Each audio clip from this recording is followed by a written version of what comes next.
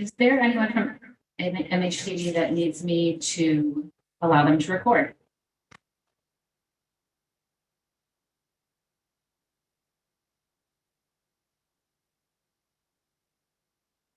Don't see anyone from MHTV, and I don't have anyone raising their hand, so we are live on YouTube. So that piece is up and running, and I will call this meeting to order at 7:01 p.m. First up is a statement for myself. It's been 2 weeks since we were rocked by the tragic death of James Galante. We continue to extend our deepest condolences to his family and friends. And I also want to acknowledge the loss this has been for so many in our tight-knit community. The ripple effects of a life boldly lived have left very few of us untouched. I want to thank everyone in the Marblehead Public Schools who has offered support during this difficult time. First and foremost, our district support staff, administration, and teachers. It is an incredibly difficult job to support others' grief while you yourself are grieving, and you have all done this with grace. I also want to thank other communities and individuals who brought therapy dogs to the high school, restaurants, and others who donated food to those supporting our students, the PCO, area schools who brought the high school teachers breakfast and other treats this week and last, and the YMCA for allowing our students to use their facilities free of charge this past weekend. No one should grieve alone, and all of these offerings of support have allowed people to be together in community to start the healing process. I hope I have not forgotten anyone in this list, and I apologize if I have. I think to many, this has felt like the cruelest loss in a long stream of losses over the last 2 years. There's been a feeling of existential exhaustion as we have tried to find ways to process and move forward. I lamented to a friend that I don't know how to help kids thrive when bad things keep happening. But she reminded me the resilience is paramount, and our kids will continue to build and rely on it. She then reminded me of the tree that has grown up and through a jagged chain link fence, knotted and bent in places, but its branches reaching for the sky, beautifully perfect and strong. I'll leave you with that image of comfort and growth, as well as with the encouragement to continue to support one another and reach out if you also need support. With that, I will officially open our budget public hearing on the FY23 school budget at 7:03 p.m.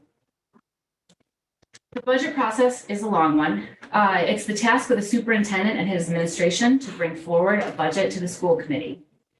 The budget technically remains the superintendent's until it is voted by the school committee. Although the school committee has a very solid working knowledge of the budget, it currently remains in the hands of the superintendent. Tonight, we've moved one very important step closer to the school committee budget vote. The budget hearing is for the superintendent to present his budget to the community and for the community to weigh in and ask questions. The superintendent and his administration will address these questions and comments as needed.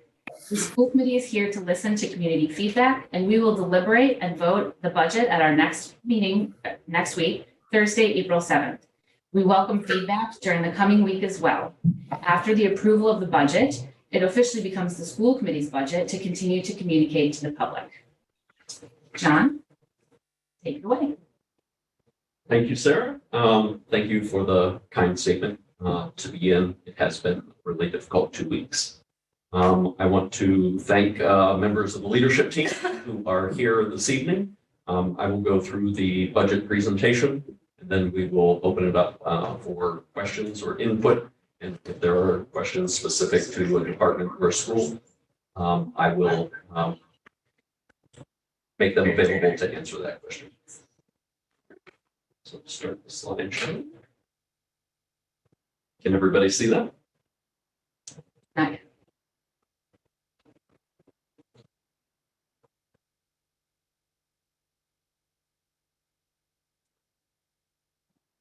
Nope.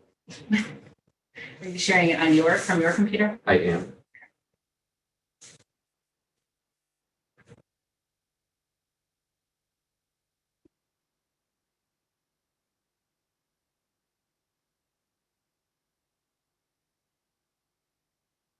Try to share it from mine? Sure. Okay.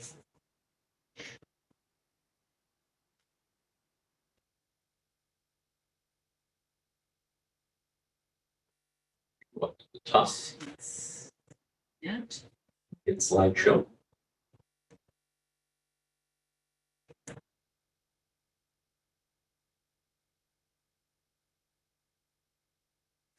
All right, it's my pleasure tonight to present the FY23 operating budget. Slide, please. Stealing a phrase from Bill McAuliffe, this has been an iterative process and it continues to be, as you'll hear later on. Things changed even as recently as today at our facility subcommittee meeting. This process this year started earlier.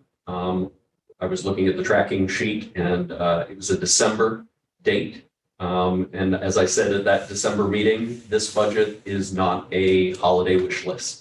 These are needs of the public schools in order for us to provide an exemplary education. Different for the FY23 budget process this year were public listening sessions, where we hosted 2 opportunities prior to launching the budget request for the public to provide input. It has been continuously evolving under 2 different town administrators, with the budget subcommittee, with the finance joint budget subcommittee, and it has undergone multiple reviews. The leadership team has been asked to present in a workshop format to the school committee. They took your feedback, made adjustments to requests. Again, the budget subcommittee, the joint, and then at numerous school committee meetings, the budget has been discussed. So this is open, honest, as transparent as a budget has ever been, perhaps presented in Marblehead. All of the budget requests that you will see are connected to our strategic plan.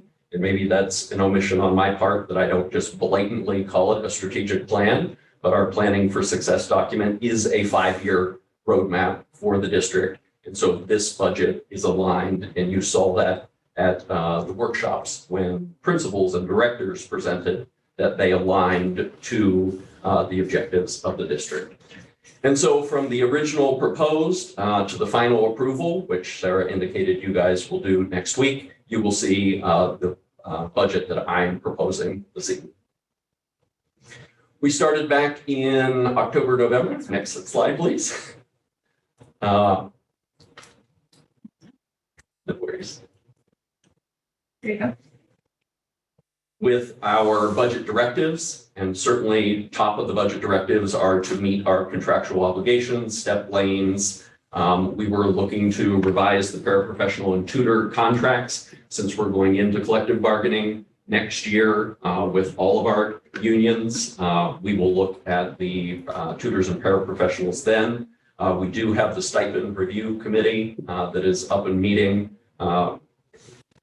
It meets every Thursday, looking at athletic stipends, co-curricular stipends, teacher leaders, and so that work is ongoing. At one point, we were talking about an extension of the school day, and again, going into collective bargaining next year. It is probably better during that conversation than as part of the 2023 budget process. Consider offering full-day kindergarten, which is reflected in this budget. Special education, you see reflected in this budget. We had a transportation audit and a review of our services, which will be presented at the April 7th meeting. Technology is heavily addressed in the FY23 budget, including the addition of an integration specialist. Curriculum is addressed in the FY23 budget. Curriculum coaches or specialist positions, part of that is exploring the stipend work. We currently spend $175,000 on teacher leaders. Those are about 5,600, and their primary purpose is curriculum work. And so we're going to do some work over the summer with the teacher leaders, doing some training to have them more involved in curriculum work. Review our social studies and science curricula and develop a K-12 STEAM curriculum. And you see that reflected in the budget, the addition of positions and the request for resources for STEAM. Central office, the shared assistant principal for Brown and Glover, that is reflected in this budget. And then facilities maintenance. Again, I said we had a facilities subcommittee meeting today, and I'm confident that facilities maintenance is also will be reflected in the capital ask and or the operating budget for FY23. Next slide, please. As I said, our strategic plan, the NPS success plan, is a 5-year plan outlook. That was an inclusive process as well, engaging the community and all of our stakeholder groups. And so each of the budget requests in FY23 are aligned to the strategic plan, the initiatives, the objectives. I reached out to Dr. Gilbert today, who facilitated our strategic planning process, to make sure that we had not missed anything in terms of the budgeting process and alignment. And she says she's not sure how you could forecast a 5-year budget through the strategic plan, and that the action plans at each year are what drive the budget request. And we have identified those in the FY23 budget. Next slide, please.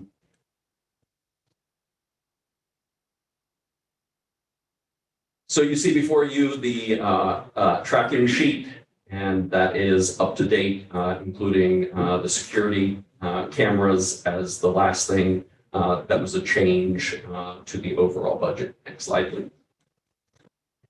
And so, as you've heard throughout the process, we have categories of requests in this budget. And so safety is a primary category. The one-time costs for safety, $343,000, and then the recurring costs are $32,000. Later on in this presentation, all of these requests are broken down in slides that are called what, and the what is the request and why we're asking for it and why it's essential to efficient operations for an exemplary education. Next slide, please. So technology, update there.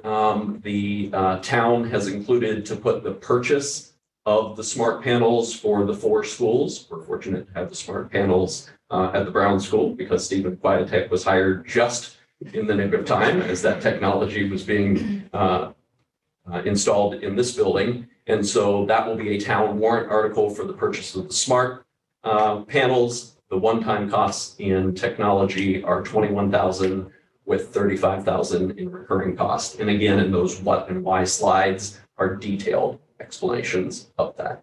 Next slide, please.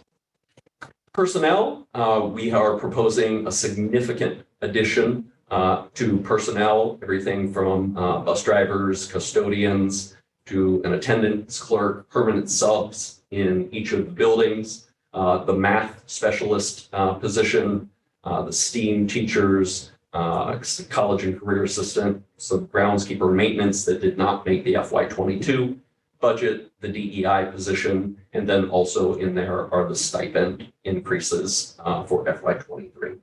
Next slide. There are a number of curriculum asks that go everywhere from athletic contracted services increase to science supplies at the different schools. I was at the Veterans School today in the science lab, and as you'll see in the what and why slides, Mr. Fox did a nice job of capturing some images of outdated equipment, and they were doing a really interesting lab, and he posed to the students, he said, how cool would it be to have centrifuges for this lab? And of course, every hand went up. What 8th grader doesn't want to have a centrifuge to work with? And of course, he said, well, that's in the budget request. So it's gratifying to be out in the schools and to see that these requests are student facing and what our students need for an exemplary education. Next slide, please. Just continue to ask in the curriculum bucket, as we've come to call it. And those one-time costs are $184,564, and the recurring costs of $70,341. Next slide. We are proposing tuition-free kindergarten. We're one of fewer than 10 districts in the Commonwealth that are still charging families for full-day kindergarten. And that would be a recurring cost of $375. Next slide. Student services. Town has proposed funding this at the Finance Committee meeting on Monday. And that was information that we got on Monday, that they would be able to cover the $848,000 as part of the FY23 budget. Next slide. Next slide, please. Oh. And so there you have like a single slide, look at a glance. I'm trying to provide the information in as many forms. And again, as it is an iterative process, these numbers change and are ever evolving. But this is each of the buckets and what is a one-time cost and what would be a recurring cost. As we move into the next series of slides, are those what and why. And I won't read each of them to you. These were posted 48 hours in advance of the meeting, but it gives you an opportunity in narrative and sometimes in image of why these requests are being put forward. So we have the assistant principal at Brown, the permanent substitutes, the transfer of a paraprofessional to a tutor position at the Glover, the STEAM teacher at Glover School. Brian had requested an increase of his teacher leaders. And again, those are the curriculum supports that each of the buildings has. And he's asked that to go from 3 to 5. So there is support for curriculum leadership in the requests. Asked for an increase in professional development. Their software budget, an increase of $2,700, and then the addition of the 2 permanent substitutes.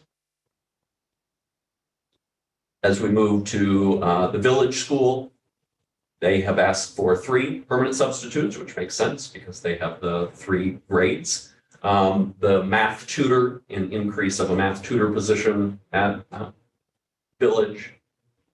The STEAM teacher, Mandy has provided you a picture of the underutilized makerspace that they have in the building. Some science supplies to be able to complete their FOSS science kits. Some world language supplies.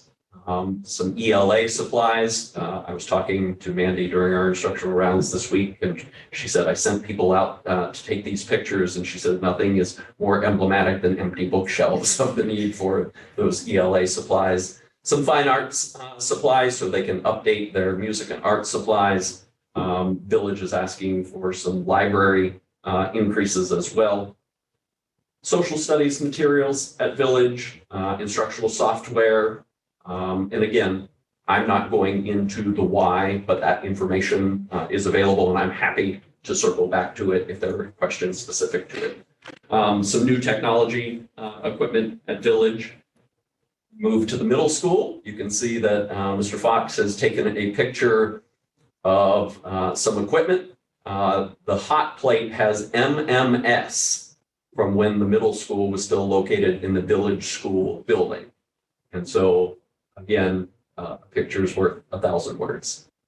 The middle school is also asking, next slide please, for some additions to their English supplies, to make available to teachers some subscriptions. And I do think it's important as a side note in the public budget hearing to say the budget is also driven by teacher voice.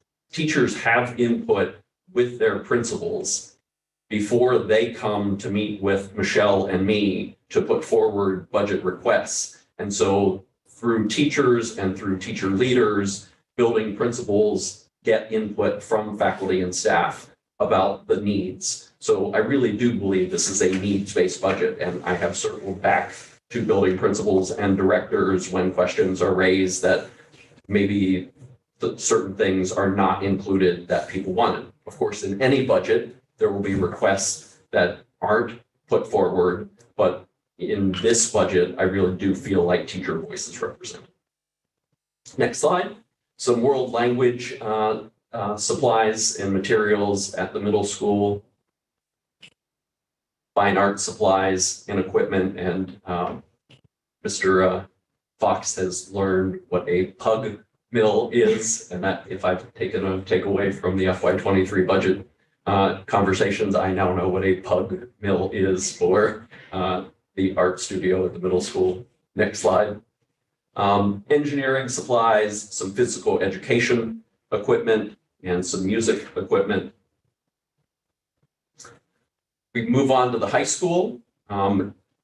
If there is one piece of the budget that says the request that really captures the need is a world cultures book at our high school that is over 20 years old, that does not include major events like September 11th, the wars in Iraq and Afghanistan. And so that $20,000 request for social studies materials, I think, tells us this is a needs-based budget.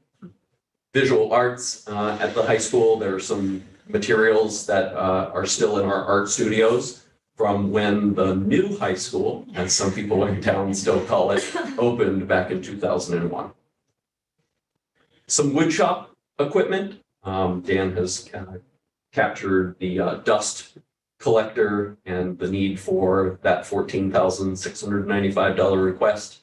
Again, some science equipment at the high school. Instructional software for the Magic Block. You heard Dan present the high school schedule, and so this will be an important piece for him as he's scheduling the Magic Block. Some audio visual equipment, and that picture says it all for me. The director of school counseling, and that's a critical position for Dan. And coming through the last 2 weeks, the support staff at the high school and across the district, but certainly focused on the high school this last week.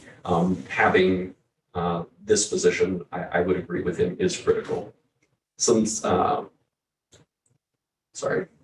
permanent substitutes also at the high school.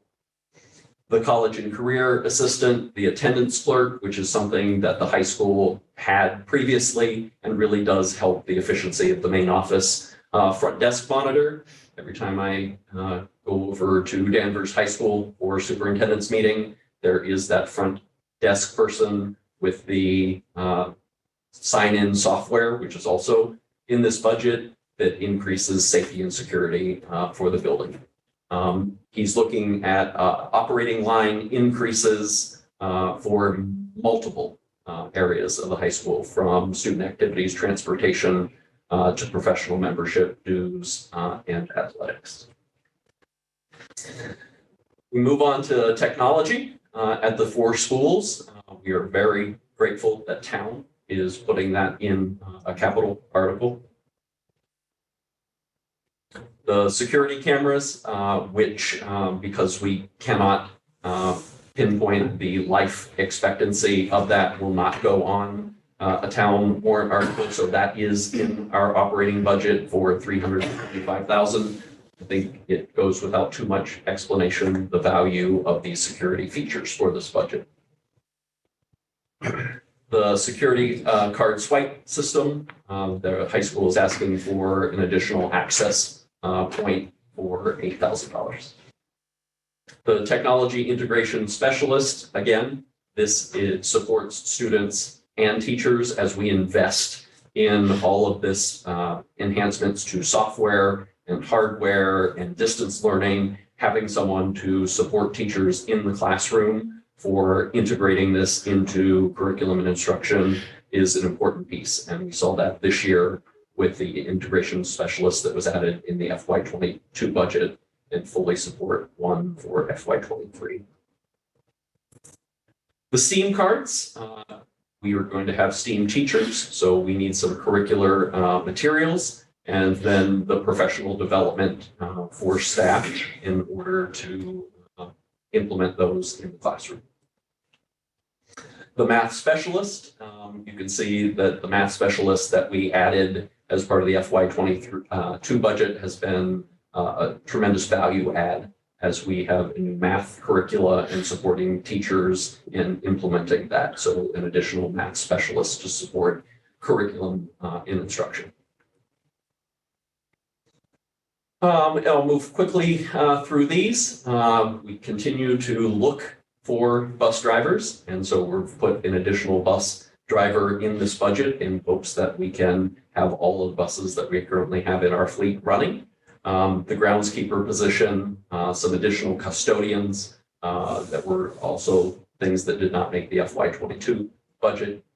the out-of-district tuition piece, which we have spoken about in terms of the town offering to fund that, and the out-of-district transportation costs. Our Director of Equity and Inclusion, we've talked a good deal about that, and I fully support that as a budget request for the FY23 budget. Our free full-day kindergarten, we've discussed the visitor security software, which will be part of that front vestibule person that Dan is requesting in his budget. Some signature software for the HR department and a number of our departments. Our reliance on paper and pencil and triplicate forms and multiple handoffs on everything from timesheets to approvals, having some updates in technology and the ability to do these things online rather than paper and pencil will increase efficiency and has the potential to reduce costs as well. The HR generalist position would support the HR position that we added as part of the FY23 budget. And then a request by the town in that we're requesting a significant addition in the number of personnel in this budget, that we would put the benefits costs as a request in the operating budget for FY23. So ESSER funding, I think this was added later, but often people have asked about, well, didn't the schools get millions of dollars of funding? If you see there at the bottom, the total is 1.2. So that's not exactly millions. And much of our ESSER funding went to just being able to keep the schools operating, where we were at one point, and I'm not telling you anything you don't know, spending $10,000 a week on cleaning when we thought that that was necessary for PPE. Each teacher got a laptop through this funding. And so I just put that piece in there so people could see that is part of our funding sources for the district. Next slide. Questions or comments? I'm going to jump past this slide because we added some addenda just because I thought that it was important for people to see. There are other funds in the operating budget in terms of grants and revolvers, in addition to the capital requests that we made. So next slide. These were our capital requests, and if it says town warrant article, town has informed us that they will put these forward as warrant article requests with other town departments. And so the fire alarm panel, the roof at the high school, the roof at the middle school, the boilers, the HVAC computer controls. There's some question on the HVAC units that we're waiting to hear back if that is also included. The next slide, the last two on this, and the next slide are things that they have not indicated. We do have a warrant article for capital at the facilities subcommittee meeting today. There was conversation about rolling these remaining requests into the operating budget. That would be a decision of the school committee and the facilities subcommittee. I anticipate we'll present that to the full school committee, but there is a remaining balance or that has not been captured of $586,407, whether we put that on the warrant or we put it as part of the operating budget, but it was a unanimous vote of the facility subcommittee today to put that forward as an operating request. The next slide, please. And then the town has agreed to put a truck with a plow as part of a warrant article through town. Next slide. These are our grants. I'm putting the figures in the FY22 budget and working with Michelle. She is not anticipating any significant change in funding for any of the grants. So you see our METCO grant, we have the IDEA special education, and the Early Childhood Special Education Grant. We have the various title grants, Title I at Village, the Title IIA grant that helps our mentors and curriculum frameworks, Title III, and Title IV. We have some revolving funds, the user fee revolving fund, $220,000. I know there has been some conversation about user fees as part of the FY23 budget. That is not part of my presentation this evening. Foreign tuition revolving, the guidance revolving, special education, preschool and kindergarten tuition, and then our building use and rental fees. Is that it? I think that's the last slide. I think so too. We'll go back to the questions. We can open it up for questions. I'm going to stop the screen share. Okay.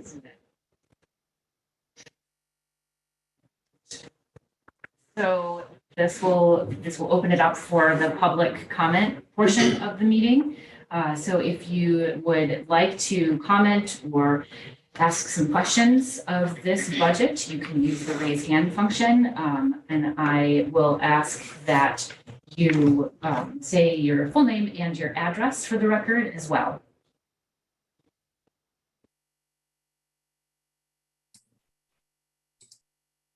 Jonathan Letterman, go ahead.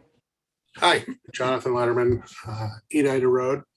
As a retired school committee member, I sometimes get calls from parents, teachers, and other members of the community who are concerned about school-related issues. Several weeks ago, my phone started ringing with calls about your proposed budget. So I tried to take a look at it and zoomed into your last two joint FinCom meetings. What FinCom told you very clearly was that your recurring budget adds beyond level services and your genuine needs were inadvisable, and that they would not support these adds. They were polite, but very insistent that you were putting the entire town's budget at risk, knowing what was coming in the following fiscal year. Next year's budget is going to be a real problem for the entire town, and they asked that you join them in focusing on next year, not this year. You've chosen to ignore their guidance. Therefore, I'm here today to address three issues. First, I'd like to ask you why you have not posted a full budget roll-up for public review. What you have put online is a budget supplement, not a budget. It only shows new line items and increases over the last year, but not if they are at risk if the supplemental budget amount you are proposing doesn't pass its referendum. For example, there's no line item in our superintendent's salary for our superintendent's salary, or for that matter, most of the line items from last year that are part of the more than $35 million foundational budget. Which items are in the foundational budget and which items are in the supplemental budget? Many of your new items could be supported in the existing budget without a supplement. This was always done during my more than a decade on the school committee and as recently as fiscal year 2020. We, as your constituents, have no reasonable way to assess the $46 million you are proposing to spend. And I believe as a result, you are out of compliance with Chapter 71, Section 38N of the Mass General Laws, which requires that you make a copy of your full budget public no fewer than 48 hours before this hearing. This is especially troubling because you didn't publish the full budget last year either. So we as a public are required to dig back through many previous years to even find out what you're proposing to spend in the foundational budget. This is the opposite of transparency. Second, I'd like to ask you a question about our school funding. What happens to our town budget if you choose to add benefits eligible but lower paid staff to our classrooms at $20,000 per year for each position? Do you realize that for these workers, their salaries represent less than half of the actual cost of their positions? And do you know that the other more than half of their costs comes in the form of benefits and retirement obligations? But those are actually paid from the town budget, not the school budget. This is a large part of the reason why our finance committee is so concerned about your proposed addition of administrators and especially so many lower paid but benefits eligible non-teaching staff. When we add a teacher at $80,000 per year, we pay benefits for just one person or their family, and we gain a professional who directly teaches a classroom full of students. But when four lower paid but benefits eligible staff like attendance clerks and permanent substitute teachers at $20,000 a year each are added, it is equivalent in salary but 4 times the cost and benefits of hiring a higher paid teacher. But those costs hit the town budget, not the school budget. This completely derails our town budget, putting at risk the funding necessary for non-school needs such as police, fire, highway, and other town services. And since you aren't adding classroom teachers, does little to improve instruction or outcomes. Lastly, I'd like to address your claim that anything less than your proposed budget addendum increases would be cutting bone. That simply is not true. FinCom has fully funded contractual increases for all existing staff and all existing line items. It simply isn't reasonable to propose new spending that doesn't exist and then say cutting that same proposed new spending is a cut to the bone. Unfortunately, I had no way to analyze your base budget as you have chosen not to publish it. So instead, I focused on your supplemental budget additions, what you have decided to publish. Why have you decided that these new items are so essential to our schools? How do you know? I'd like to propose that one way to find out would be to do some benchmarking against other similar districts. Using federal census data and a great tool provided for free by the Massachusetts Department of Education called DART, it is very easy to compare Marblehead to other towns in terms of income and spending levels. Westford, for example, which ranks higher than we do, is very similar to Marblehead economically, yet they spend $2,000 less per student and rank significantly higher in all available measured academic outcomes. This is just one example, but a worthwhile place to start in terms of determining how other successful towns are spending their school dollars and why they're seemingly able to do so much more with so much less. Shouldn't we look at their budgets and see how they spend it so well and what they prioritize? You could and should have done this earlier. For years, we've been aware of the declining school enrollments in Marblehead. Yet you are proposing to add a new highly paid staff, several new highly paid staff who are not direct classroom teachers, as well as 12 or more lower paid but benefit eligible staff who will add just as much to the town budget in terms of benefits as they cost for the entire salary. So just those staff alone add more than $1 million annually to the town budget forever. You need to go back to the drawing board and listen to the advice of our town's financial experts, our finance committee. You need to do real benchmarking against other comparable towns to find out where money should be best spent. And you need to publish a line item budget that shows that the best interests of our students, families, and community are being addressed. It's impossible to know what's in the budget if you don't publish it. Thank you. Would you like to respond to any of that? Sure. This budget for me represents what's in the best interest of Marblehead and its students. I consult with other districts, but our stakeholders have determined that these are what our students need. And so that, as the superintendent, is what I'm bringing forward for the students and residents of Marblehead. And so we are completely transparent. I can have Michelle send Mr. Letterman whatever documentation he is requesting, but this budget puts Marblehead first, not other communities. So I totally understand that, and I appreciate your response. The problem is Muted, Jonathan. are you? So I guess I appreciate your comments, but I don't understand where the line item budget is. It has to, by law, it's supposed to be published 48 hours before this meeting. And looking at all of the documents, I came down to the admin building at Widger Road, looking at the line item budget, and they were very nice, but they didn't have it. And the fact that that hasn't been published every single year I was on the committee for 12 years and all the way through the late, from 2013 all the way through to 2020, we used to have a line item budget. We could look at individual line items. So a lot of the items that you guys are talking about, which are very important, and I agree with you, could belong in an existing budget. But instead, it's really hard to tell what's at risk, what's going to go on a referendum, and what's part of the base budget. There are lots of things that you have great ideas about, and I would support, and I think most members of the community support, but there are other items that might not be supported. And I think that there has to be a clear delineation about which items are going to make it onto the ballot and which items are we going to get regardless. And that hasn't happened. And I really think you're out of compliance with not publishing that budget. Without being able to see, I brought up the example of the superintendent's salary, not because I'm picking on that. Doesn't matter. Superintendents should be paid what they're worth, but it's not even in the budget that you presented. And normally you would expect you'd see the baseline budget, the previous year's budget, and what the growth is for all positions, not just the superintendent. You would look at principals, you'd look at teachers, you'd look at the step and lane increases, and they're just there in aggregates, and it's not clear where do they belong, which budget are they in? Are they in the supplemental or are they in the base? So I think that needs to happen in order to get support from the community one way or another. People need to understand.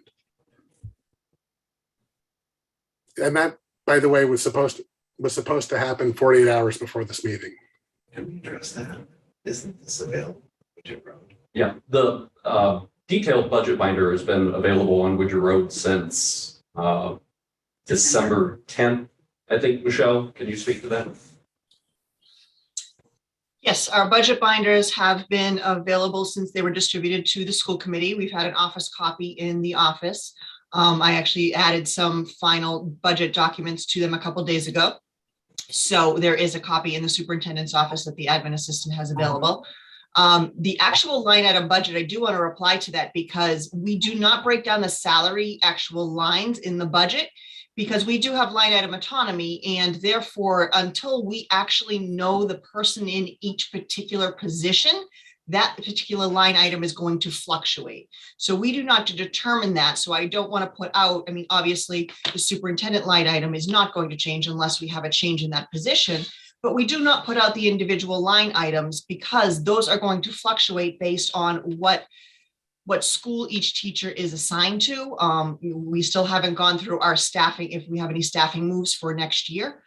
We certainly know we are not laying off any staff, but we do not know the actual allocation. So we do not put that out there so that we're putting out information that we know is not going to be correct as of July 1. So we roll up the prior year salary budget and carry that forward and then show you all the changes from there in terms of the salaries. In terms of every other line that's not a salary line, it is detailed in that document.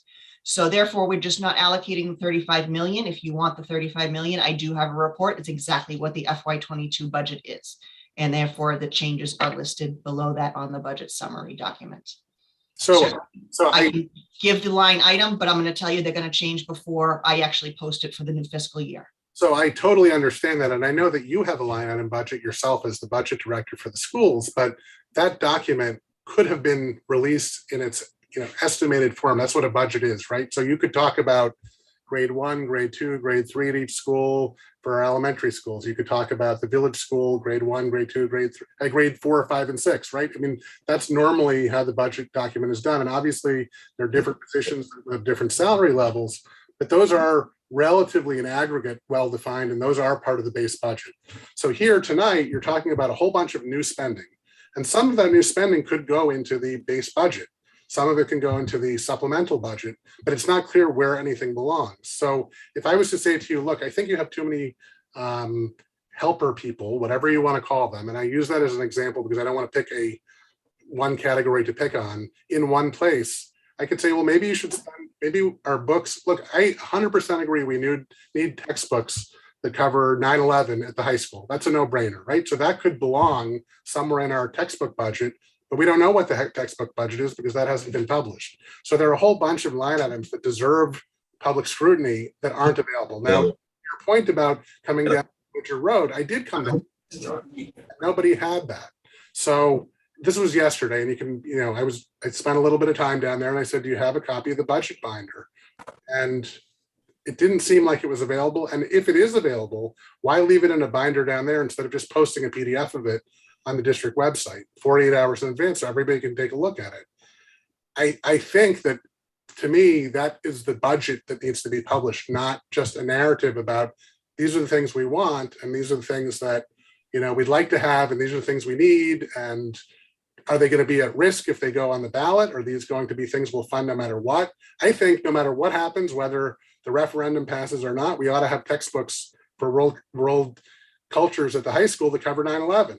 I don't think that's something that should be at risk. So absolutely. Just in response to that, I just want to let you know right now, the budget that we're putting forward is the one with the referendum, with the override, and all of those new items are additions to the budget. So if that does not pass at this time, we are planning on cutting those. We do not have any built-in savings from the current year budget because we do not have any retirements known for next year that are going to result in any attrition savings. So there are no necessary savings that we know we can reallocate to another place. So right now, pretty much on the chopping block, if this override is not to go forward, all of these new item requests that are listed in the detail. So you're telling me that if the override doesn't pass, you're going to cut textbooks that cover 9/11 from next year's budget? Yeah, Jonathan, I think you need to, we're asking the same questions over and over. So if you have any new questions, you can put them forward, but I don't want to have you. Okay, I'll rephrase it and then I'll drop off and just watch. So what you're basically saying is that there is nothing in your existing budget that should be changed. Only the new things are at risk, and everything else that's in the baseline budget is basically flawless and it isn't going to be adjusted in an aggregate budget amount. That's the understanding right now. We may have a little bit of fluctuation and a little bit of ability, but there's not much wiggle room there. Okay, thank you. I would just like to clarify that the budget documents were available. They've been in a binder at Widger Road, which has been past practice. And so people that wanted them could have access to. Just one other thing, can you just reiterate, just to answer Jonathan's question about the benefits piece, because that was in their presentation for new employees, because we are covering that. Yep. We're not expecting the town to cover that. That's correct. Yep. I know I had Julia Vieira's hand up, but I'm not sure if somebody put it down or Julia, if you lowered it. Really quick, I just want to confirm, and I think John just did confirm this, but because this is such a procedural thing, I just want to confirm the budget books we received is what if someone went to Widger Road, they would look at, but correct? Like that the no difference. Like what we have, if someone goes there, is what they get. No difference whatsoever. That is correct. Yes, the only thing that has been added to there is the budget documents that were published on the website, but yes. Okay. Meredith Tedford. Hi, all. I was just really curious to tune in. I wasn't actually planning on speaking tonight, but and I don't want to get into the minutia, and I don't know enough about the details of this year's budget to even be able to do that. But just bringing it back up to, and I'm sorry, Sarah, I didn't Meredith Tedford, 40 Locust Street. Thank you. I just want, like, bringing it up to 50,000 feet. I appreciate that there is even a discussion around bringing an override, and for those of you who were on the committee, and when I was on the committee a number of years ago, we were trying to have these conversations back then. So it's obvious that some of these needs have been, long overdue and ongoing. And I appreciate the effort that is being made to really advocate for what teachers and principals are asking for. And I think that's really important for the public to understand that these are not new requests in any way. They're things that have been deferred for many years. So, I'm personally very appreciative that the committee is willing to even have the conversation. But that said, from a sky high view, there is still the very real issue that Jonathan highlighted, which is this disconnect between the town's ability to actually continue to fund some of these auxiliary costs related to some of the override requests. And that conflict is only getting worse. So I think it might be helpful, especially for a lot of people watching who haven't maybe been following closely some of the subcommittee meetings. Can you kind of explain or clarify a little bit your plan moving forward to address this difference for both, next year's budget and ongoing, when it will get worse on the town side if there's not some big changes in the town budget overall? Yep, I think the town is been very transparent and clear that they are going for an override next year. There's not a way around that to address the structural difficulties or disconnect or challenges in town. And so the interim town manager has repeatedly told me that the interviewing committee for the new town manager is making it very clear that the structural challenges in town will be one of the first issues that he or she faces. And I think the outgoing town administrator was very clear that if not this year, then definitely next year.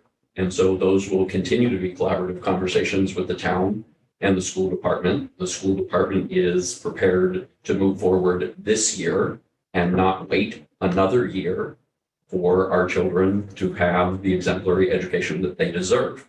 And in an ideal world, yes, we would be doing this together.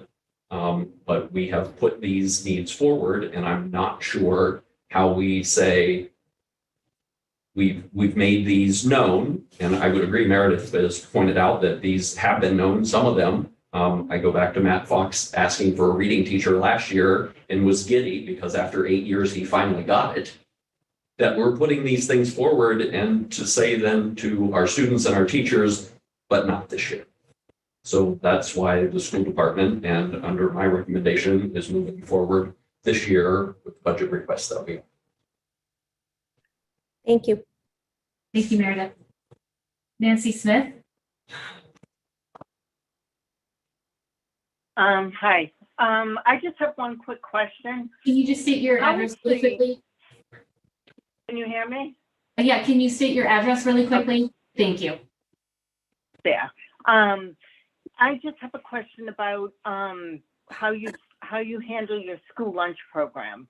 I know it's kind of all part of the budget, but the school lunch program should really kind of be running itself. So that should be something that should be kind of like a relief, and you should be able to be, taking like indirect costs against them for shared costs. How are you managing that program? That's a great question, Nancy. I'm glad that you posed it. For the last 2 years, the lunch program has been under federal funding. That during the pandemic, they have been supporting school lunch programs, but I'm going to ask Michelle for historical information on the lunch program, how it figures. So the Right. school lunch, the school lunch program is a federal program. Yeah. We can only spend those funds obviously on certain things. We do charge indirect costs to it. The only thing that fund is not able to absorb is the food service director's salary. Mhm. So that is a Right. line item within our operating budget. Other than that, it is a self-sustaining fund. It does cover the benefit costs of our employees and whatnot, and the retirement costs of our employees. So it is self-sustaining. We do not necessarily charge like any of my time, the business office clerk's time to it. We certainly could, but honestly, that fund has run very close to breaking even. It is not a fund that makes a lot of surplus revenues at the end of the year. So that's why we absorb the food service director's salary within the operating budget. How do you market it to get more kids to participate in the program? Because I think that's a big issue for reimbursement. I used to audit for Jesse, so I know all about like the school lunch and how to run it like a business and everything. And we would go out and train them. So I'm trying to find ways where you can alleviate some of this burden by teaching these directors how to run it like a business. So even if it does break even, great, that's what you want. It's basically covering running the program. So it requires, a lot of effort in how you market it, the type of food you buy, what you do. I've dealt with a lot of food service directors, like in the Milton Public Schools. She was wonderful. She'd get fresh fish every day. The kids were eating fresh fish, and she was running it really very well, so that it was really bringing in revenue to cover everything. They were able to, bill reimbursement for everything. So that's something, you can look at as a way to generate and really offset costs, because I know in the past, the school department has had trouble in Marblehead with the school lunch running in the red. And it's been a rough one. So I think that's something, if you reach out to Desi, they could come out and, do training, show them how to procure things, how to market it and things like that, and going to a lot of the trainings. You yourself could go to those trainings as well. So- Absolutely. We are actually looking at closing this year with a surplus balance. So we are actually doing really well. But we always look to continue to how to increase participation. And that's something that will be ongoing. And we're actually searching for a new food service director right now. So that will be part of our interview process and, set up for the new year. So absolutely. So thank you for your comments. Great. Thank you. I'm not sure if it's great in the context of the public budget hearing, but since Michelle opened the door, Nancy, we can take this offline, but we are looking for a new food service director, and you might be a really good volunteer on the search committee. So if you're interested in that, please reach out to my office. And Nancy, can I just get you to give us your address for the record? 55 Commercial Street. Sorry. I'm sorry. I should have said that first. No worries. Thank you Sorry. very much. Sarah, if Yeah. I might. And I know when we were it's hard to talk about it because, we've had the federal lunch program for the last 2 years, but going back before that, the last few years, I'm kind of embarrassed to say those numbers are still stuck in my head. I don't quite know why, but we always self-funded that, with the exception of, like Michelle said, the food service director. And there was always a tiny line item, like $8,000 for, those were the students that at the end of the year had unpaid balances, which we would have to zero out. But, and that's going back 2 or 3, 4 years prior to that. It was always level funded. And again, I'm a little embarrassed that I still know that $8,000 figure in my mind from all the way back then. But it in the scope of things, that's pretty self-funded, I would say. Thank you, Nancy. Jessica Benedetto. Hi, Jessica Benedetto, 8 Bradley Road. I similarly to Mr. Letterman's comment, I am a little confused about the budget on hearing this presentation. And again, I want to specifically refer to busing as an item within the budget. I know that part of the budget was to ask for an additional bus driver. And it seems like from the presentation that additional bus driver is part of the additional asks that we're looking at doing an override for. However, the bus driver position was part of the budget from last year, so it's really not additional. We're already down 1 bus driver, and it looks like we're trying to pay them more, which I applaud. That's a really positive thing. However, it doesn't seem like that's an additional ask if we were down a bus driver from last year. As a parent, that was part of the pay to ride program for elementary school students this year. I can give you my feedback for free without having to pay for an audit. I can tell you that a busing system, which is, by the way, required from the state for students who are more than 2 miles from school, a busing system that takes kids all the way around Marblehead Neck before going to Old Town, before getting them to their house, which takes more than an hour to get 1.5 miles from Village School to our residents. I can tell you that is not an efficient system. And adding 1 additional bus driver that we're short, hopefully will remedy that system, but it will not do anything to actually improve the number of students that we bus in this town. And it won't do anything to try to bus any students beyond grade 6 that are not mandated by the state to be bused. I've spoken to several members of this community, including older people that grew up in Marblehead, who have told me that students used to be bused to middle school and high school if they lived 2 miles or more from school. And that is something that was cut out of previous budgets. And that's something that we need to think about bringing back for families in this town with working parents, to decrease the number of single-use cars that are idling during school pickup and drop off times. This will help the environment, it will help working families, and this should be something that is prioritized in our budget. Do you want to address the bus driver piece? Yeah, I saw Michelle unmuted, so I'll let Okay. Michelle. Thank you. So we do currently have 2 vacant bus driver positions, one full-time and one part-time in this current budget. We also are asking for an additional ad for next year. So the bus drivers in the current year budget request that remain vacant would help alleviate the current busing situation and the length of time. Right now, we only have 2 bus drivers in the afternoon. Sometimes some parents may have noticed that we've had to double up on some of our bus runs, which is not convenient. It takes a long time for a short number of kids to make it home after school. The additional bus driver for next year's budget for the FY23 would be for the pay to ride program specifically, so we can expand that program. So that is why you see a vacancy this year, and you also see an ad for next year. Thanks, Michelle. Thank you, Michelle. Thank you, Jessica. Jeff St. George. Hi, good evening, everybody. Jeff St. George, 29 West Shore Drive.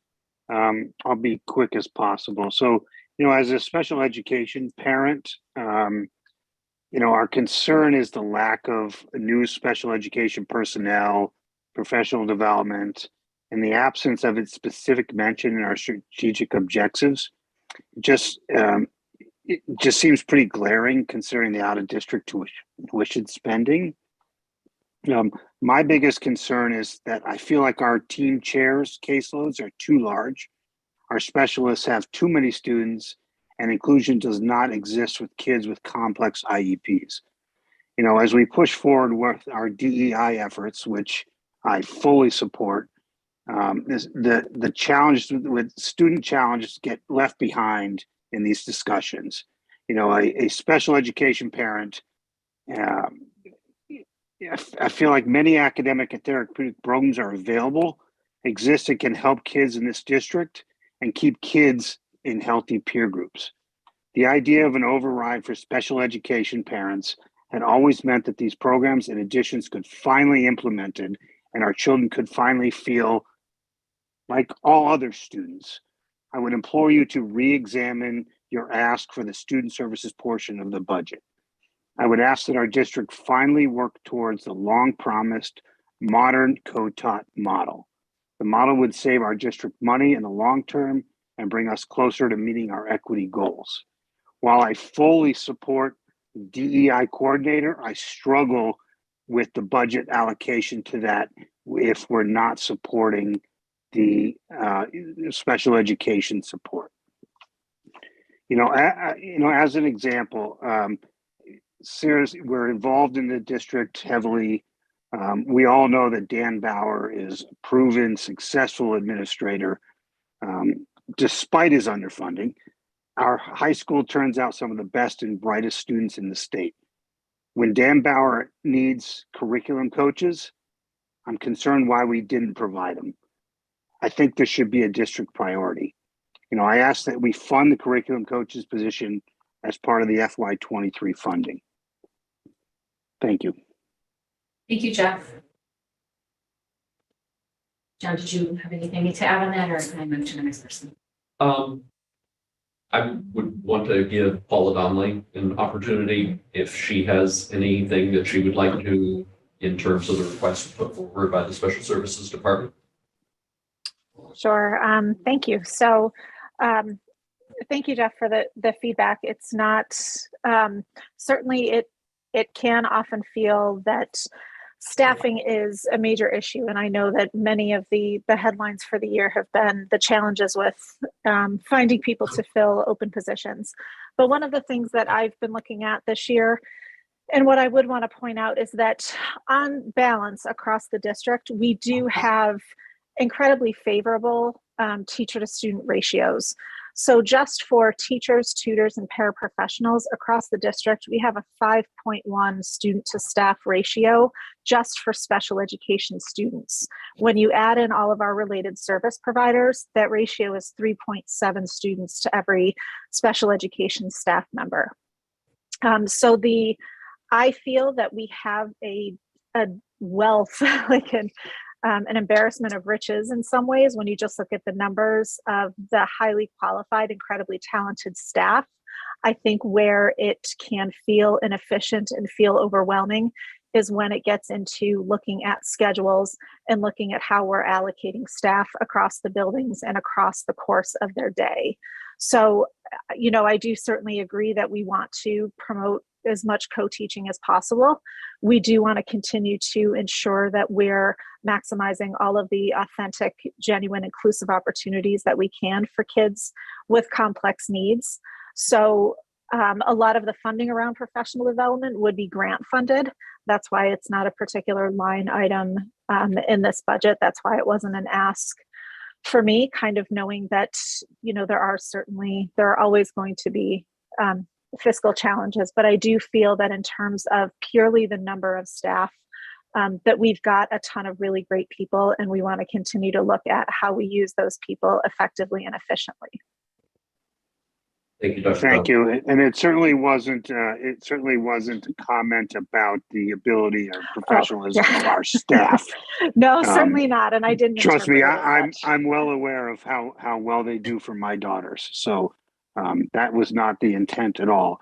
I just want to make sure that we're supporting children as much as possible. Again, I love the DEI efforts. I just want to make sure we're allocating funds where they are most needed. Yep. And I think that a huge thing to remember is that disability is part of any DEI initiative. So supporting DEI does mean supporting students with disabilities as well. Sure. So can we talk about, I know Mr. Bauer had asked for a couple of curriculum support coaches at the high school, which I didn't see on the budget. Was there a decision made on that, or it's just not seeing it? I think that Emily had met with Dan Bauer last week and talked about reintroducing curriculum liaisons rather than two director or coordinator positions. But the DEI piece was voted by the committee, and David had brought up a stipend that isn't reflected in this budget. I assume that after the public budget hearing, if there are changes that are going to be proposed by the committee, they would take it up before their vote on the April 7th meeting. That's correct. Okay, thank you all. Appreciate all your help. Thank you, Jeff. Thank you, Paula. Kim Day. Kim Day, 18 Liberty Road. I also want to thank you all for taking a look at this budget and being willing to put forth potentially an override this year, because as Meredith mentioned earlier, there are a lot of items on here that have been needs for several years. And so I am encouraged to see that some of these asks are being incorporated. You may have just answered my question, Dr. Bucky, with relation to the curriculum directors at the high school. I think that when I started to dig into this proposed budget, while I'm encouraged by a lot of the items, I questioned some of the others and why there were priorities given to things such as the DEI position over the curriculum directors at the high school. I mean, it used to be positions that were held at the high school, and then they were cut from the budget when we had to make tough calls and make some cuts. And they have not been brought back. And every year the answer is, this just isn't the year. So while I also fully support DEI, I wonder why we didn't evaluate looking into having a consultant in that role instead of hiring like a full-time position where, as Jonathan Letterman indicated, the town would then be taking on the benefits that and the insurance that would have to cover that individual. And why can't we do what potentially other towns are doing to get that DEI instruction incorporated into the schools by working with other surrounding communities and collectively hiring a consultant to get some of those initiatives started into the schools. So I guess, I just want to make sure that the school department and the school committee is being really, really thoughtful about these asks. Not that you haven't done a ton of work to date, but I think I'm just really anticipating the uphill battle that you're going to have in convincing voters as to why we need to support this override, if in fact that's what you end up having to take to town meeting in May. Thank you. Thank you, Kim. Julia? Hi, thank you. Sarah, as an employee, I was wondering if this would be an appropriate time. I'd like to comment on the diversity, equity, and inclusion position. I believe this would be appropriate. Okay, thank you. Hello, I'm Julia Ferreira, a member of our district's diversity, equity, and inclusion team. And I'm here regards to the proposed budget item for DEI director. As outlined in our plan for success, we want to promote equity and ensure inclusion by acknowledging and embedding all forms of diversity throughout the district. We've made great strides to promote equity and ensure inclusion through the work we've done and the professional learning opportunities we've offered this year. However, there's more work to do, as evidenced by the recent incidents in our schools and our society. I believe the real work that is happening at the school level is progressing because of the relationships our team has with our students and staff. Most recently, we successfully established school-based DEI teams to help build capacity, yet I fully acknowledge that there's much more work to do, much more work ahead of us. If the DEI director's position is approved, I envision working with a colleague who has established relationships within our community, as well as deep subject matter knowledge, who will promote inclusion and equity inside and outside the classroom in order to advance our mission. Thank you. Thank you, Julia. Emily D. Hi, everyone. Emily DeWitt, 154 Atlantic Ave. Thank you very much for having a hearing forum tonight that both takes questions and answers them. We really appreciate that. I think a lot of things that are our concern have been covered. If I could lend my voice to the chorus, echoing the need for Dan Bauer's request for curriculum support. I would like to do that now. The curriculum support is, to me, a priority in this budget. And I'm not trying to slight any other budget priority, but at this time, I find it is an ask that keeps being brought forward year after year, and the need is very high. And I just wanted to voice that is a priority for our family. I know it's a priority for many other families. And I just saw a line through it on the budget that was published. And I didn't know if that line meant that it says these will be further defined for a future budget, but I wasn't clear on that exactly, if that was just totally taken off the table. The slides at the end of your show went sort of quickly there at the end, and I didn't catch if I missed something or if that's just totally taken out of the budget. So thank you for clarifying. Yep. As I indicated, Emily met with Dan Bauer and the need for 2 directors. He thinks that he can fill that with existing personnel that already have established relationships within the building, are known as colleagues to do some curriculum work.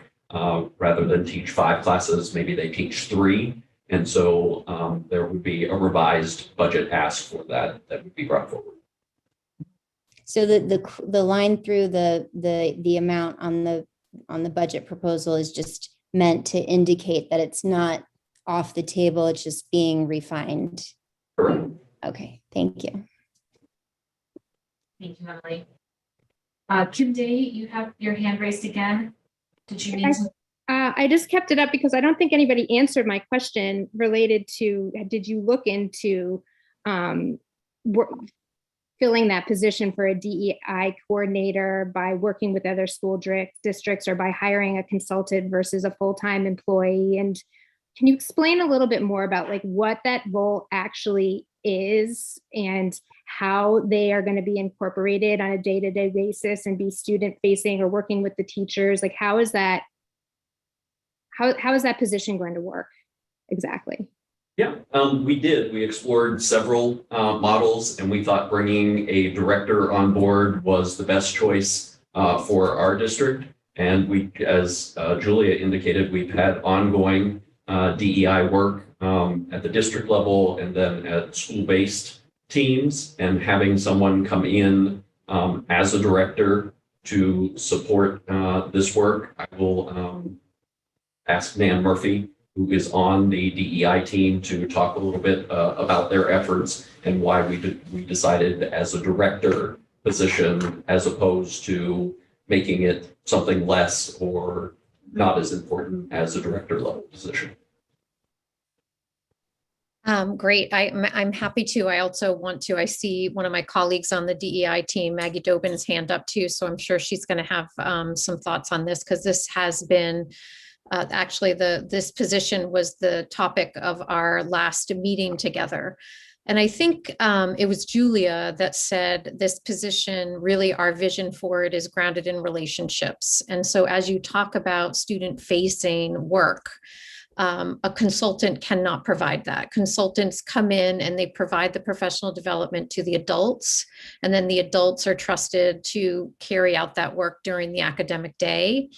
And the adults on the DEI team, we all have our own roles and responsibilities during the academic day.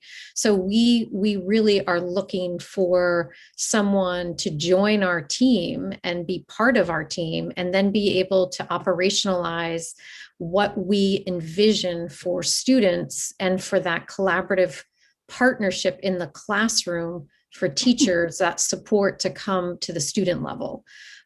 So I'm gonna let Maggie talk a little bit about that as well, because we just talked about this together as a team. Is that why your hand is up, Maggie? That was why my hand was up. Okay. And I mimic all of the things that both Julia and Nan have mentioned here. I also want to say that something that a consultant can't do is know the culture and climate of our district. And knowing Marblehead and being intimately connected with our students and our faculty is something that makes that position unique to having an in-house person. You cannot achieve that as a consultant who's seeing things at a distance, who's traveling between districts. It's just not feasible to do that. With a plan for success written as it is, with DEI as an important component, the only way we can achieve this successfully and to the highest level of success is to have somebody who can oversee all of that.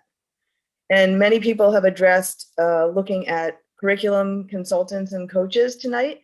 And that is also something that would be part of the job of a DEI person, would be looking at the curriculum, the scope and sequence, pre-K to 12, and making sure that the curriculum choices we're making are diverse, are inclusive, are equitable. That they would be overseeing all of that and helping teachers then get that new curriculum and understand how to implement it at the classroom level. So this is a very student-facing position, I think, and probably one that's going to bring people into many classrooms, getting to know and support our students. And as Paula also mentioned, inclusion is a huge part of DEI work. It's one of the 3 initials of DEI. And so I don't want that to be overlooked, that it's just about race and LGBTQ issues, which I think is a misnomer about what DEI does. No, I appreciate that. I haven't heard that level of detail before, and that context is helpful. So thank you.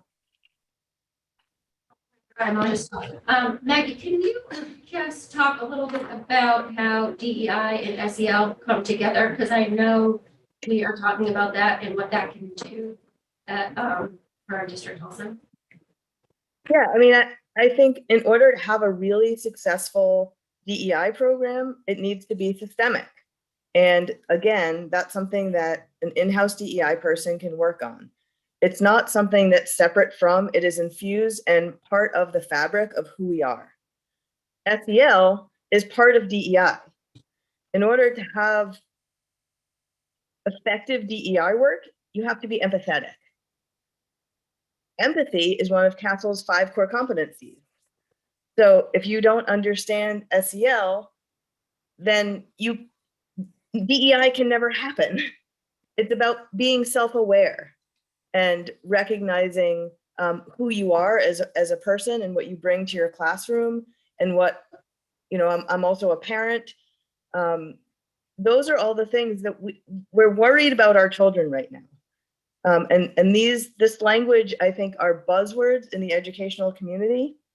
But I also heard someone say tonight, why are we doing this? We are the last district in this immediate area to look at a DEI position. And yet we're Marblehead. We should be cutting edge. That's what everyone here is saying tonight. We want to be at the top. And we're lacking something that's bringing us to the top that has potential to make us better. And so to me, it seems like a very essential component of making a better educational program for our children. And I do think there's a big infusion, a big braiding of SEL and DEI. It is impossible to have a successful program of either one without interweaving them. Thank you, Maggie. Nancy Smith, you have your hand back up. Hi, Nancy Smith, 55 Commercial Street. I just have, talking about this DEI person, Maggie giving a little bit more detail about it.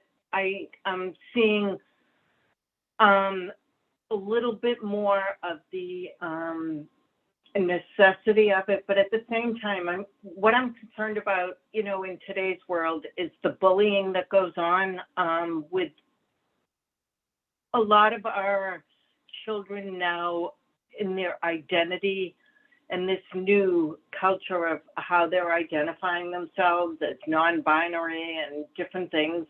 And I think, will this position address that as well? Will that be part of it?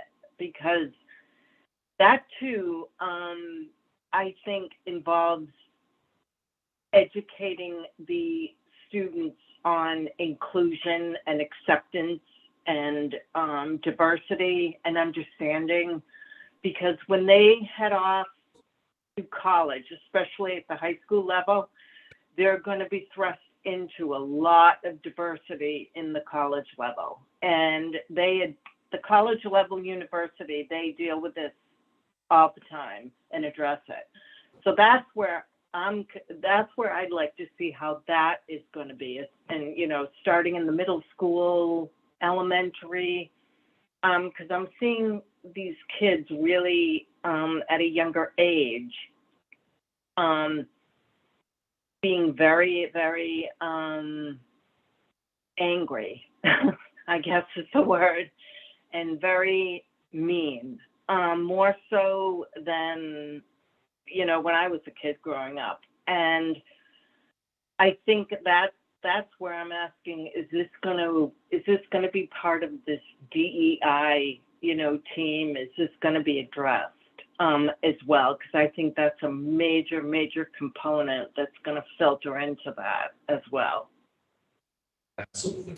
That will be a critical piece of, it is a piece of the DEI work being done across the district now to make sure that our schools are safe and welcoming for all students and that they're free of bullying and harassment. But the director position would be a critical piece of that at the district level. And then, as Maggie so astutely pointed out, getting into the classroom, because we do see it as a student-facing position as well. And if I can just add to that, to mimic what Dr. Bucky is saying, and yes, and that is, again, thank you, Nancy, for bringing that up, because that is the SEL piece of DEI. You just outlined it. If we don't learn to be self-aware and we don't learn to develop empathy in our youngest children, they don't grow up to have that. And what a shame that right now, I actually had to leave one event hosted by Marblehead to be here tonight, because right now, just ending, was an LGBTQ event that was intended to help boost the empathy of our town and understand our student body and how we can best support them. And another thing that a DEI person would do would be make sure that there's not conflict in all the areas of our school that we want for our faculty and staff and families to be a part of. The fact that I had to decide is an issue in and of itself. Thank you, Mike. I don't think I see any other hand. Correct. I do not see any other hands as well. So I would like to thank everyone who has attended tonight And thank you, Dr. Bucky, for the explanation of all of the additions to the budget and where it's at this year. Again, we will be meeting next week for a regularly scheduled school committee meeting, at which point we will deliberate and a vote on this budget will be on the agenda. So, we encourage people to continue to reach out this week via email, or I know Dr. Bucky, there was a few emails you were answering today about meeting with people. So, people are encouraged to reach out to us as we would like to hear from everyone. I actually have one more hand up now. Alexa Singer. Hi, thank you. Sorry, couldn't get it to raise. Two things. First of all, I just wanted to say thanks for the update on the high school and taking a look at the curriculum requests there, having a high schooler, Alexa Singer, 20 Cheever Avenue, having a high schooler and also a village student. And I really appreciate taking a look at that again. And just wanted a quick question. I wanted to see if someone can just clarify the social studies curriculum at the village school, well, I guess specifically K through 6. That curriculum is not in this budget request. Can someone just verify that for me? That is correct. Okay. And is that under any potential discussion, or is that something that's being pushed off to a later date? I'll let Nan speak to that. That's a great question. The work that we're doing at this time aligned to our plan for success. This year is dedicated for teachers to be going through their scope, developing a scope and sequence. The District of Marblehead does not currently have one. So we are constructing one at this time. We are almost there where we now will be able to say Marblehead has a K through 12 scope and sequence, which is an enormous amount of work that the teachers and building leaders have done in small teams throughout this year. Next year's work is looking at that scope and sequence and aligning where we are expected to be by the state standards, and then looking at our materials and what we need to align to that instruction. So next year, through the plan for success, we'll be developing those curriculum maps and aligning the materials. And so maybe by the budget time next year, maybe we'll have a sense of whether that is a priority. It will depend on other alignments and pieces that are either in place or not in place. But it's definitely going to be coming down the road. In the meantime, we are we're developing teacher created materials that are aligned to the scope and sequence, so that we're backfilling a gap that's been in the district for a bit. But next year going into it, we will have resources for teachers to use will be aligned to the scope and sequence. And then we're also looking at piloting a program right now that's being offered through DESE for 5th, 6th, and 7th grade. So teachers are looking at that proposal at this time to see if that we can get some teams and DESE to approve us. That is an application process, but we are in the process of applying for that to look at that curriculum and be able to pilot that. So it is a good question. I think since I've been here, we have made some really tremendous shifts in the materials and resources that we've provided our staff, and they've done a tremendous job. K through 12, adopting a new math program. We are implementing a new writing program. We have a new data assessment. So now we're having data chats and conversations about using data to drive instruction. To bring forward an entire new curriculum and ask for that in this budget to be implemented for next year, I feel would be disingenuous to our teachers who have just endured 2 years of a pandemic and have made many shifts in instruction and in curriculum and materials and expectations. I just don't think we have the bandwidth to do that well. So, and it's not completely aligned yet to the plan that we're putting forward for the district that will carry us for many years. Okay, thank you. No, I appreciate that explanation and I understand the part of the creating the scope and sequence first. And I think just obviously this falls into all of the other concepts that you guys have discussed tonight. And it would be, yeah, great to have that align with the other, programs that you're trying to pull together and to make this a cohesive whole. So thank you. Thanks for the update on that. Thank you, Alexa. Emily DeWitt, I see your hand is raised again. Hi, yes. Thank you for taking one last question. I don't mean this in any way to be flippant. I'm just trying to figure out why the ask is happening, particularly at this moment for a DEI director.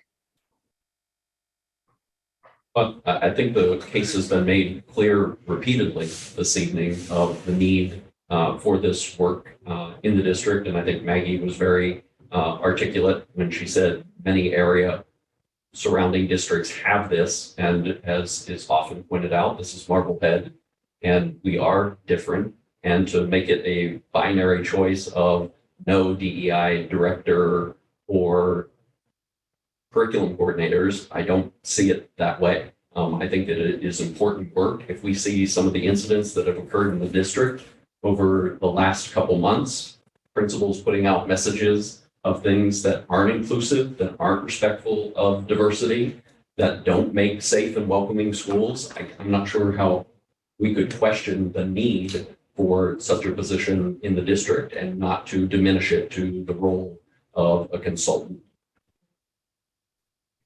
So it's being put above curriculum. That is not correct. It's not a binary choice between curriculum or DEI. Okay. Thank you.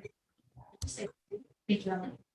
Oh, so let's see something. So the DEI director also does curriculum work. I don't know if that was said before, but that's part of the responsibility to make sure that our curriculum is, includes everything it should include. So that is a huge part. So it's not like we're saying one or the other, and we're also talking about adding back in the curriculum directors at the high school, but just in a different way that Dan Bauer actually suggested. So I just want to get that clear. It's all curriculum. Sorry. All right, I do not see any further hands raised, so I will close our budget public hearing at 8:33 p.m. And I will just one more time remind everyone that we will be back next week at the same time. And I believe we're pulling off a hybrid meeting again, hopefully. And that would be when the school committee debates the budget, discusses it, and hopefully votes on it. So thank you for your time tonight, everyone. And I will adjourn us also at 8:33 p.m.